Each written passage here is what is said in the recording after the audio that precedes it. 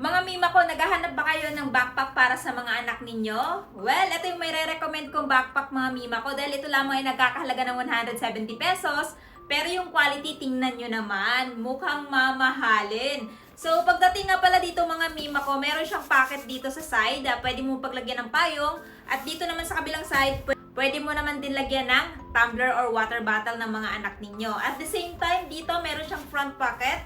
So, pwede nyong ilagay dito yung mga anik-anik na mga anak ninyo, kagaya ng pencil, pen, or di naman kaya maliit na notebook or papel. Dito naman sa pinakaloob nitong bag na to, marami ka nang mailalagay kahit laptop kasya dito.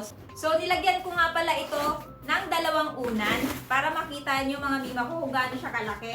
Isa, dalawa, at ito yung compartment niya. So, kasya dito kahit yung mga folder ng mga anak ninyo. At ang kinaganda kasi dito sa backpack na to, waterproof.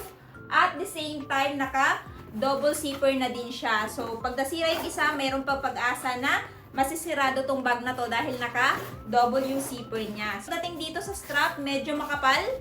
Ayan, tapos adjustable din dito. So, naghahanap kayo ng budget-friendly at affordable na backpack para sa mga anak ninyo, I highly recommend this Stanley backpack. So, ano pang hinihintay nyo? Habang available pa to, mag-check out na!